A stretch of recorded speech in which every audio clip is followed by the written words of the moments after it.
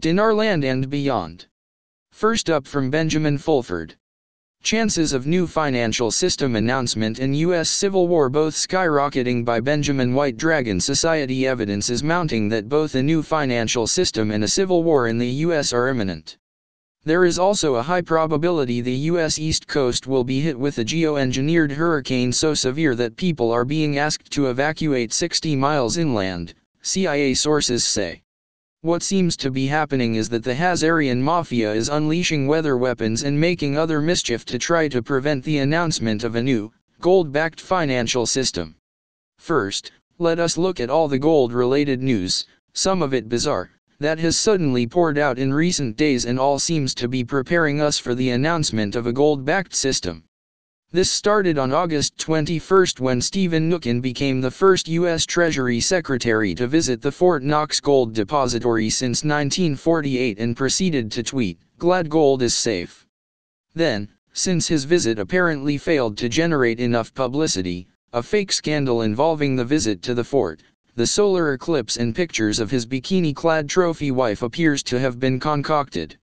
In all of this, Mnuchin failed to mention the fact the gold has not been counted since 1953 or how much gold is safe, but never mind, his wife makes for good distracting eye candy. Then self-described U.S. intelligence community financial advisor Jim Rickards appeared on TV predicting the price of gold would rise to $5,000 or even $10,000 an ounce. Also, the Rothschilds contacted the White Dragon Society last week to inform them that a large amount of off-ledger gold was being monetized and moved into the financial system. This was backed up with a series of gold-related events from around the world. The most important one was the announcement that China is starting oil futures trading denominated in gold-backed yuan, a clear shot at the Hazarian mafia's petrodollar system. Then Germany's Bundesbank announced it had completed its plan to repatriate half of its gold 3 years in advance. Furthermore, Germany announced the forced evacuation of 60,000 people from around the area of the Bundesbank last weekend just as 743 tons of gold was due to arrive there, because of unexploded World War II bombs. This is interesting because when Germany first asked for its gold back from France and the US, neither country had any gold to give back.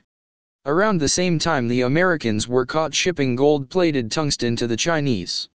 Now suddenly the gold is being returned ahead of schedule as Mnuchin tweets about gold being safe. So, where is all this gold suddenly coming from? Two reliable sources say that gold bunkers in Asia are being opened and the gold is being removed.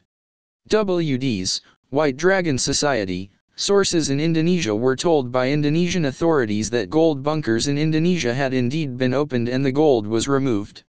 Furthermore, Freeport-McMoRan announced that a deal has been reached with the Indonesian government to continue operation of the giant Graberg mine there, with Indonesia getting 51% control. Sources in the Rothschild family say the mine is just a front being used to launder the historical gold into the financial system.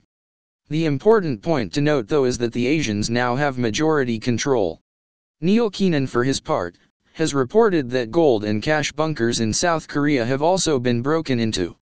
He backed this up by posting videos of gold as well as freshly minted US dollars and Korean won being divvied up. All these gold-related announcements were combined with serious attacks on the current petrodollar system and strong indications the current US financial system is about to implode. Jacob Rothschild, for example, announced that his company, RIT Capital Partners, reduced its US dollar investment exposure to 37% from 61% in the first 6 months of this year. Rothschild's reasons for getting out of US assets were unprecedented share prices and a belief that the artificial propping up of markets by the World Bank and central banks was unsustainable. Next up from Breitling. I've gotten a lot of emails about one of my favorite articles that came out last month. Currency war talks restarts after Jackson Hole, Wyoming, and the language and the posture of the leading central bankers over the weekend shows that tensions over exchange rates are starting to heat up again. Currency wars are the tip of the spear when it comes to economic warfare. That's the number one weapon we have. There's an investment opportunity during the currency wars. How does this currency war affect Iraq? This actually helps us. Iraq has a huge card in this game, and that's their currency. It's always been like that from day one. That's their way out. That's their way to regenerate their economy. They are very happy about it. They know what's coming down the road. So what's Iraq going to do? They've kept their currency at a tenth of a penny for a reason. They were actually trying to put US dollars out there in Iraq's market. In other words, you can actually buy US dollars from the central bank using the Iraqi currency. Last up from the IQDcalls.com chat room. News, excerpts and highlights. Start of the BRICS summit in China.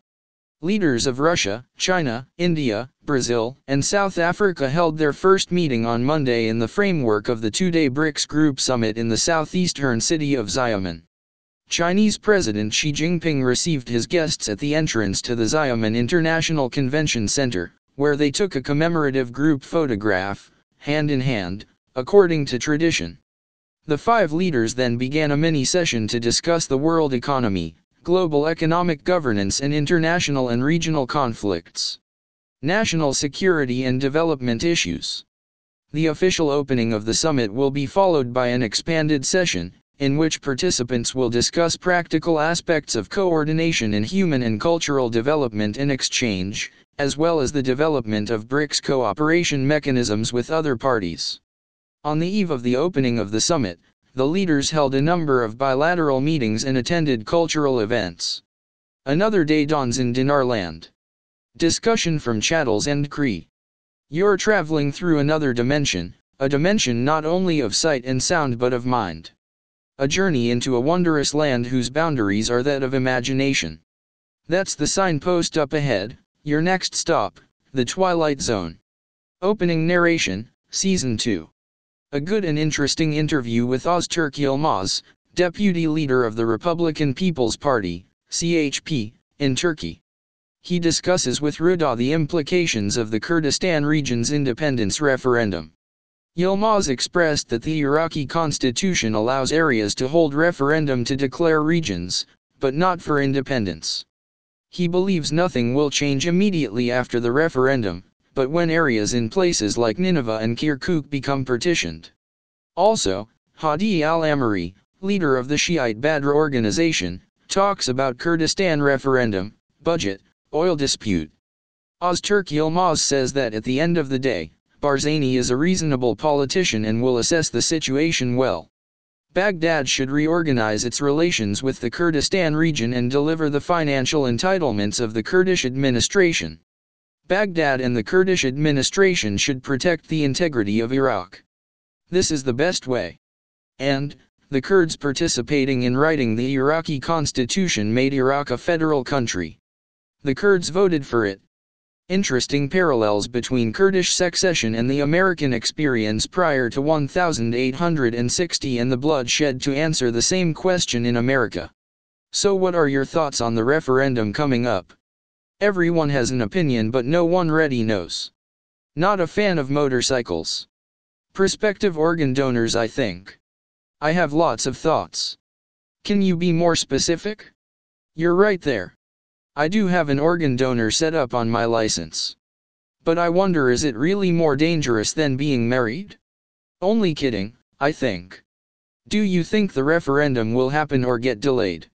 Do you think the Kurds will really secede? Will it make any difference to us as investors? Whether it be marriage or other exposures, does the existence of more threatening activities justify engaging in any other? I have very mixed beliefs about the reality of eventual Kurdish independence. I guess it is perspective. One could get killed crossing the street. Or for me when we go climbing, or kayaking, etc. Life is a risk, and if you stay home and be a couch potato, that will kill you also. What are your thoughts on the investment? As a reconstructed Southern rebel, I still sympathize with the Kurdish independence movement.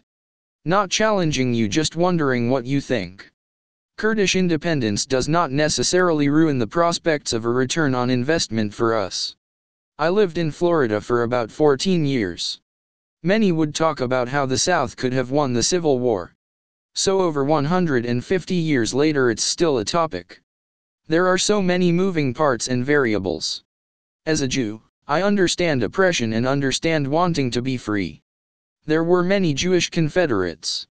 For many, the American Civil War was the second revolution and was about states' rights, not slavery, etc. Abraham Lincoln was first and foremost a Union man. If I could save the Union without freeing any slave, I would do it, and if I could save it by freeing all the slaves, I would do it, and if I could save it by freeing some and leaving others alone, I would also do that. Abraham Lincoln. I agree, but it is also perspective. For the South it was about states' rights. For the North it was about ending slavery. And I do not agree at all with these current left-wing crazies who want to burn down our country. We seem to live in times of a revisionist or ignorance to historical matters. Totally agree. The left seems to want to destroy our country. Abolitionists were a very small part of the Northern sentiment in my reading/opinion.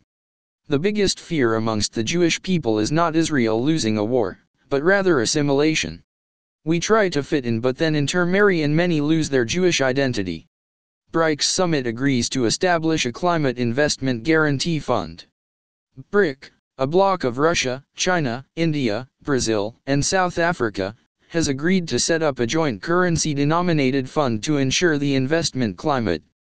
We have agreed to promote the development of domestic bond markets, as well as to establish a common currency bond fund in the BRIC countries, said a statement issued by the BRICS Summit in China. The fund's objective is to ensure investment stability in BRIC countries and to stimulate debt markets in these countries. The fund will help to develop and strengthen the liquidity of bond markets and reduce the cost of financing, including through increased participation of foreign capital. Russian President Vladimir Putin called for a boost in national currency lending within the bloc and for the new development bank to receive an international credit rating, which would give him the right to issue bonds in the markets of these countries. The BRICS countries occupy 39.7 million square kilometers of land in the world, with a GDP of $16.8 trillion and a population of 3 billion. And more on iqdcalls.com.